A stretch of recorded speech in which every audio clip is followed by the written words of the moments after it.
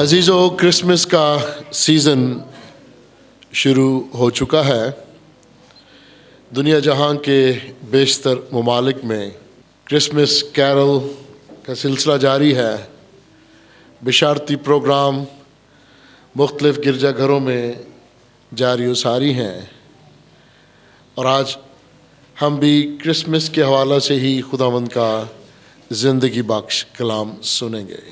لوکا رسول کی معرفت لکھی گئی انجیل، اس کے پہلے باب میں پہلی 18 آیات میں یوحنا نبی کی بشارت کے حوالے سے ہم پڑھتے ہیں کہ کس طرح خداوند نے زکریا اور الشبہ سے باتیں کی اور انہیں برکت دی۔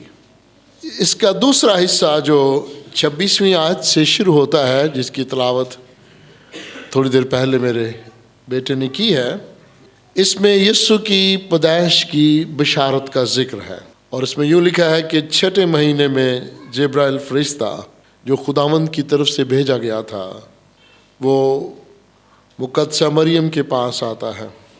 نہایت ہی ادب سے مقدسہ مریم کو سلام کہا اور پھر کہا، تجھ پر فضل ہوا ہے، خداوند تیرے ساتھ ہے۔ اب عزیزو، پہلے ہم اسی لفظ پر غور کریں گے، تجھ پر فضل ہوا ہے۔ فضل کرنے والا کون ہے؟ ہم اس حصہ کو ذرا تفسیری انداز میں سیکھنے کی کوشش کریں گے۔ ہم اکثر و بیشتر ان الفاظ کو سمجھنے سے قاصر رہتے ہیں۔ تجھ پر فضل ہوا ہے اور تو پر فضل ہے، اس میں بہت فرق ہے۔ بہت سارے مسیحی تو پر فضل ہے کے ساتھ مقدسہ مریم کو یاد کرتے ہیں، لیکن کلام مقدس میں لکھا ہے تجھ پر فضل ہوا ہے۔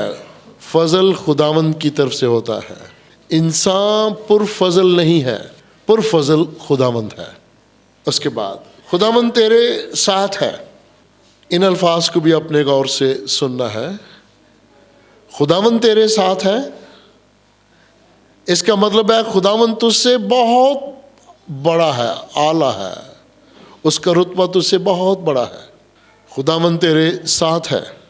اور اب یہ بڑا ہی عجیب سا کلام ہے، تجھ پر فضل ہوا ہے اور خداوند تیرے ساتھ ہے۔ ایک عام سی خاتون یقیناً اس طرح کا روحانی طور پر گہرا کلام سن کے اور وہ گھبرا گئی، اور وہ سوچنے لگی ہے کہ یہ کیسا سلام ہے، یہ کیسی سلامتی ہے۔ اور جبرائیل فرشتہ نے سے کہا، اے مریم خوف نہ کر، خداوند کی طرف سے تجھ پر فضل ہوا ہے۔ جس بات کی گواہی دینے کے لیے میں آیا ہوں، جس کی بشارت کرنے کے لیے میں آیا ہوں، جس خوش خبری کو میں بیان کرنے کے لیے آیا ہوں، وہ یہ ہے کہ خداوند کی طرف سے تجھ پر فضل ہوا ہے۔ اور یہ فضل کیسا ہے؟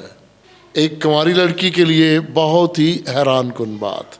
تو حاملہ ہوگی اور تیرے بیٹا ہوگا، اس کا نام یسوع رکھنا۔ اور یسوع کے معنی ہے نجات دینے والا، عبرانی زبان میں نجات دینے والا۔ حاملہ کیسے ہوگی؟ روح القدس کی قدرت تجھ پر سایہ ڈالے گی۔ جب ہم ان الفاظ کو ذرا غور سے پڑھتے ہیں، سنتے ہیں، تو پھر ہمیں یقین آ جانا چاہیے کہ خدا کی کوئی بیوی نہیں ہے، یہ روح القدس کی قدرت سے حاملہ ہو رہی ہے۔ اور اگر خدا یہ کہے ہو جا تو یہ ممکن ہے۔ اگر خدا آسمان اور زمین کو اور اس آسمان پر لاکھوں کروڑوں کی تعداد میں سے ستارے ہیں، وہ اپنے کلام سے سارے نظام کو سنبھالتا ہے، وہ روشنی اور تاریکی کو جدا کرتا ہے، اس کی روح پانیوں پر جنبش کرتی ہے، وہ طوفانوں کو حکم دیتا ہے اور وہ تھم جاتے ہیں۔ اور اگر وہ اپنے اختیار سے ایک کنواری لڑکی کو یہ کہتا ہے کہ تو حاملہ ہوگی، تو یقیناً ایسا ہو سکتا ہے۔ اس لیے اس میں کوئی شک کی بات نہیں ہے، اور نہ ہی اس کو دنیوی معنوں میں لینا چاہیے کہ خدا کی بیوی کون ہے، وہ کیسے حاملہ ہوئی۔ یہ عجیب و غریب سی سوچ ہے۔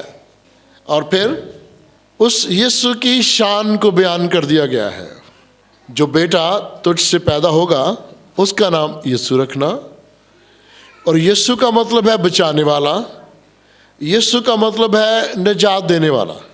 اب جو بچانے والا ہے، نجات دینے والا ہے، یہ اس منجی کی شان ہے۔ اس کی دوسری شان کیا ہے؟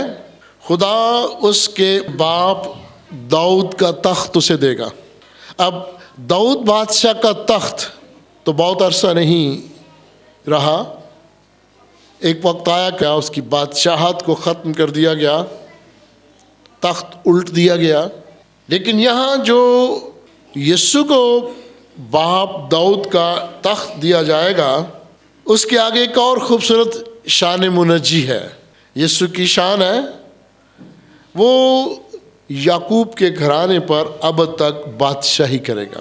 داؤد کی بادشاہی بھی ایک خاص مدت تک ہے، سلیمان بادشاہ کی بادشاہت بھی ایک خاص مدت تک ہے، بلکہ بنی اسرائیل کے جو بادشاہوں گزرے ہیں ان کی بادشاہت کا عرصہ چند سالوں سے لے کے زیادہ سے زیادہ 40-50 سال تک رہا ہے۔ لیکن مقدسہ مریم جس بیٹے کو جنم دے گی، اس کی بادشاہی ابد تک رہے گی اور اس کی بادشاہی کا آخر نہ ہوگا۔ اب عزیزو، یہ بشارت تو ہو چکی، یہ نبوت ہو چکی، اور اگر آپ داؤد نبی کی پیشن گوئی کو پڑھیں، داؤد نبی کی کتاب میں دوسرا زبور، اس میں بڑی خوبصورت باتیں لکھی ہیں۔ میں ذرا ایک دو باتیں آپ کے گوش گزار کروں گا۔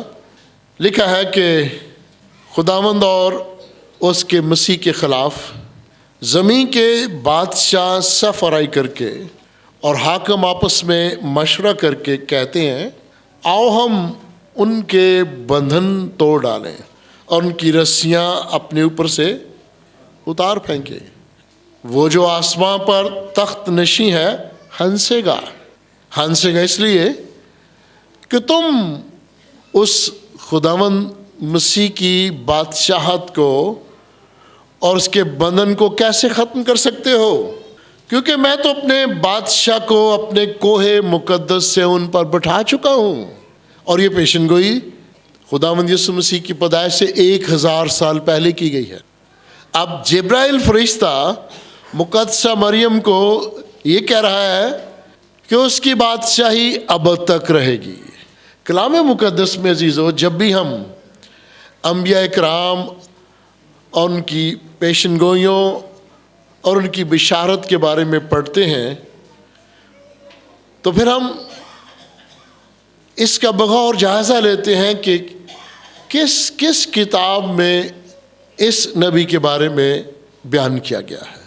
اور جب 2، 3، 4، 5، 10 کتابوں میں یا 20 حوالہ جات موجود ہوں تو پھر ہم برملا کہتے ہیں کہ یہ خداوند کی طرف سے ہے۔ اور اب دوسرے زبور کی تفسیر و تشریح میں پھر کسی دن کروں گا، لیکن میں نے صرف آپ کو حوالہ دیا ہے کہ 1000 سال پہلے یہ کہہ دیا گیا کہ اس کی بادشاہت ابد تک رہے گی۔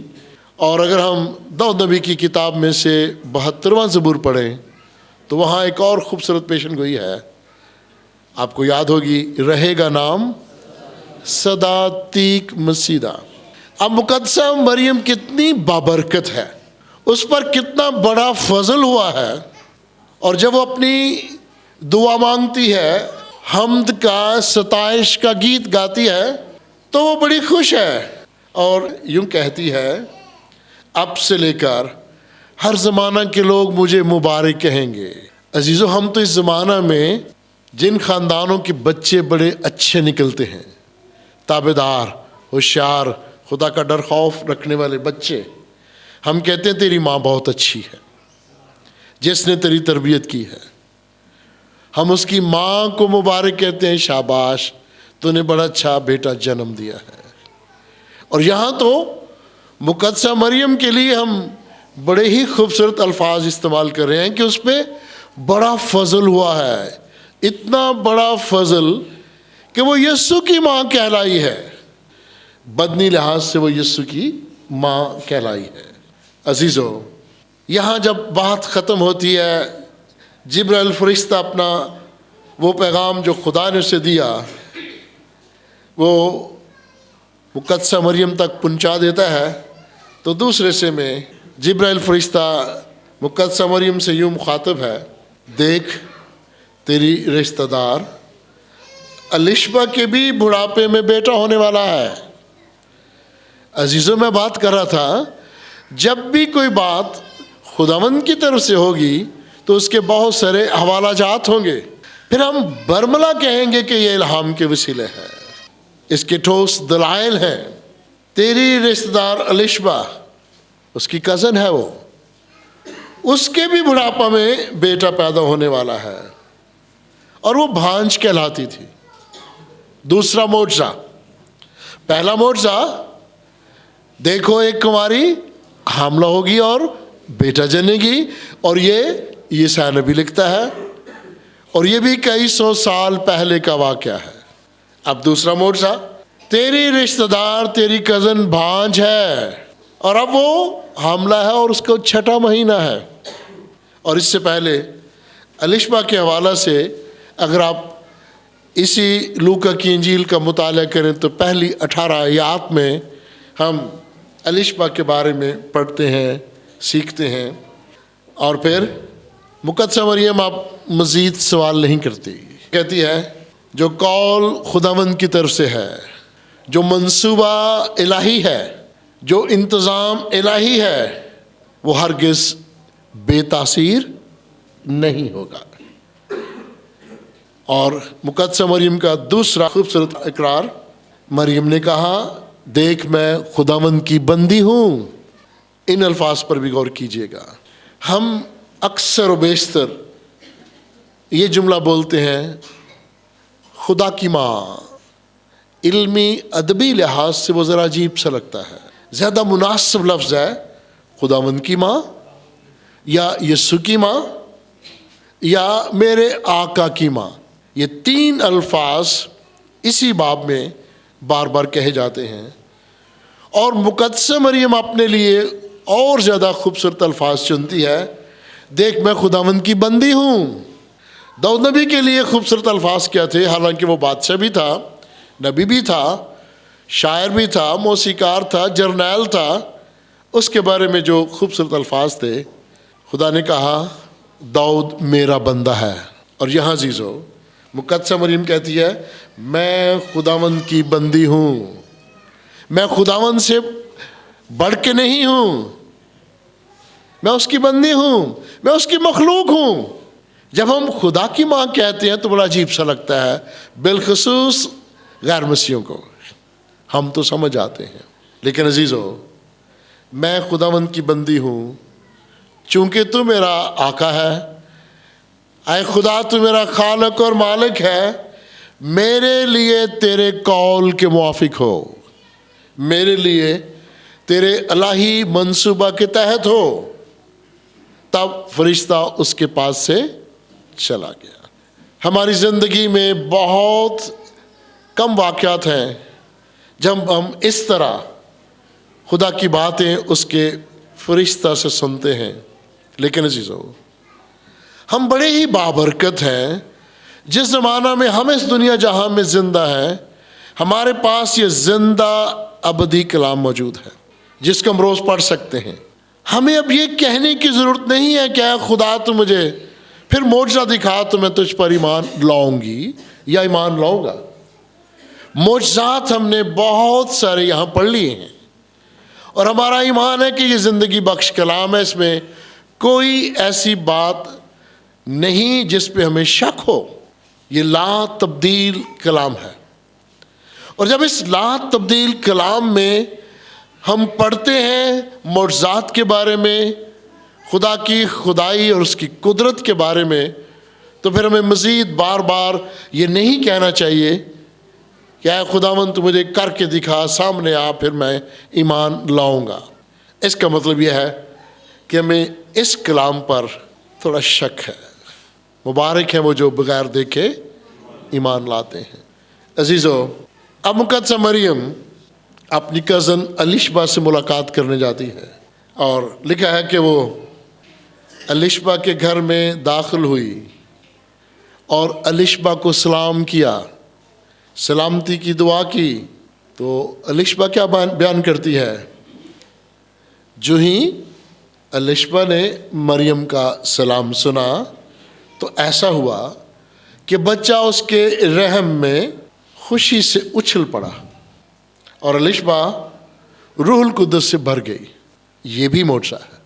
جو ہی مقدسہ مریم نے سلام کہا اور بچہ اس کے رحم میں اچھل پڑا ہے اور بلند آواز سے پکار کر کہنے لگی الشبا مقدسہ مریم کو، تو عورتوں میں مبارک ہے۔ کتنا بڑا اعزاز ہے مقدسہ مریم کے لیے، تو عورتوں میں مبارک اور تیرے رحم کا پھل مبارک ہے۔ ہم بہت سارے ایسے گیت ہیں جس میں یسوع مسیح کو مبارک کہہ کے پکارتے ہیں۔ تو آخ ہے میری جان، مبارک خدا ہے، تو اس سے دانا ہی پوتر صدا ہے۔ بہت سارے مزامیر میں ہم خداوند یسوع مسیح کو مبارک کہتے ہیں، اور رحم کا پھل مبارک، مقدسہ مریم مبارک، اور کہتے کہ جو ہی تیرے سلام کی آواز میرے کان میں پہنچی، بچہ مارے خوشی کے میرے رحم میں اچھل پڑا۔ اور عزیزو یہاں لکھا ہے اور مبارک ہے وہ جو ایمان لائی، کیونکہ جو باتیں خداوند کی طرف سے اس سے کہی گئی تھی وہ پوری ہوں گی۔ ذرا ان معجزات کو اپنے ذہنوں میں تھوڑی دیر کے لیے ان پر غور کیجئے گا۔ خداوند کا کلام، مقدسہ مریم کی عزت، وہ مقام، شان منجی، یسوع مسیح کا وہ مقام اسی باب میں، اور پھر جو الفاظ میں کہہ رہا تھا اپنی درستگی کے لیے، خداوند کی ماں یا یسوع کی ماں یا میرے آقا کی ماں، کیونکہ الشبا کہتی ہے میرے آقا کی ماں میرے گھر آئی ہے، میرے خداوند کی ماں میرے گھر آئی ہے۔ عزیزو یہ بہت بڑی خوشخبری ہے، نہ صرف ہمارے لیے بلکہ دنیا جہاں کے لوگوں کے لیے، دنیا جہاں کی اقوام کے لیے خوشخبری۔ داؤد نبی کی مزامیر کی کتاب میں دوسرے مزمور میں خداوند یسوع مسیح کی بادشاہت کی خوشخبری کا ذکر ہے۔ پھر مکاشوہ کی کتاب میں ذرا تھوڑا سا آپ کو یاد دلا دوں گا، آپ بعد میں پڑھیے گا۔ یہ 14واں باب ہے اور 6 آیت اور 7 آیت ہے، میں ذرا پڑھوں گا۔ پھر میں نے ایک اور فرشتہ کو آسمان کے بیچ میں سے اڑتے ہوئے دیکھا، جس کے پاس زمین کے رہنے والوں کی ہر قوم، ہر قبیلہ اور ہر اہل زبان اور امت کے سنانے کے لیے ابدی خوشخبری تھی۔ یہ لفظ ہے ابدی خوشخبری۔ لوکا کی انجیل میں جس خوشخبری کے بارے میں ہم پڑھ رہے ہیں وہ ایک خوشخبری ہے۔ مکاشوہ کی کتاب میں جو خوشخبری ہم پڑھتے ہیں وہ ابدی خوشخبری ہے کہ وہ مسیح ابد تک ہمارے ساتھ رہے گا، یعنی پیدائش کی خوشخبری اور سدا دیکھ بھال کرنے والی خوشخبری، منصف کی خوشخبری۔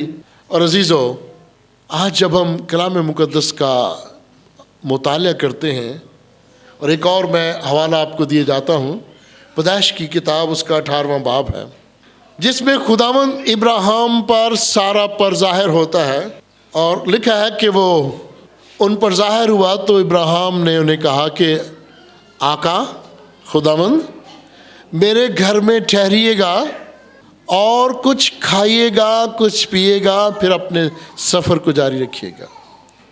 اور خداوند وہاں ابراہیم اور سارہ کو یہ کہنے آیا ہے کہ سارہ حاملہ ہوگی اور اس کے بیٹا ہوگا۔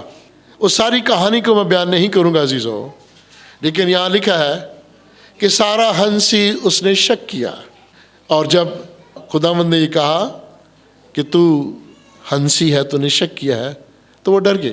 ایک اور بات آپ کو یاد دلائے دیتا ہوں، وہاں 3 اشخاص آتے ہیں اور ذکر ہے خداوند اور اس کے ساتھ 2 فرشتے، اور وہاں ابراہیم کے اس ڈیرے پر وہ کھانا بھی کھاتے ہیں، بچڑا ذبح کیا گیا ہے، تازہ آٹا گوندھا گیا ہے، کھانا دیا گیا ہے، وہ برکت دے کر جب جانے لگتے ہیں تو پھر وہ کہتے ہیں کہ ہم نے سدوم اور عمورہ کی طرف جانا ہے۔ اور پھر وہاں ابراہیم کا جو بھتیجا لوط وہاں رہتا ہے، وہ کہتے ہیں کہ بتا ہم وہاں جا رہے ہیں۔ انہیں پتہ تھا کہ اب لوط کی سفارش ہوگی، اور ابراہیم کیا کہتا ہے؟ بڑے ڈر میں، خوف میں، ادب میں، اگر وہاں تجھے 50 مل جائیں تو کیا تو سدوم اور عمورہ کو تباہ کرے گا؟ یاد ہے بچوں یہ کہانی آپ کو؟ پھر سودے بازی، 50 سے 45، پھر 40، اور پھر 10 پہ بات رکتی ہے، اور پھر وہاں 10 بھی نہیں نکلتے۔ لوط، اس کی بیوی اور 2 بیٹیاں۔ اور جو غور طلب بات ہے جو میں آپ کو یاد دلانا چاہتا ہوں، خداوند واپس چلا جاتا ہے اور 2 فرشتے سدوم اور عمورہ میں جاتے ہیں، جن کے ساتھ مقامی لوگ جو گناہ میں زندگی بسر کر رہے تھے زیادتی کرنا چاہتے تھے، اور ان فرشتوں نے ان لوگوں کو جو اس کے گھر میں جبراً داخل ہو کر بدفعلی کرنا چاہتے تھے، زیادتی کرنا چاہتے، ان کو اندھا کر دیا۔ اور پھر لکھا ہے فرشتوں نے کہا جلدی کرو، یہاں سے نکل چلو۔ 2 بیٹیاں اور میاں بیوی وہاں سے نکلتے ہیں۔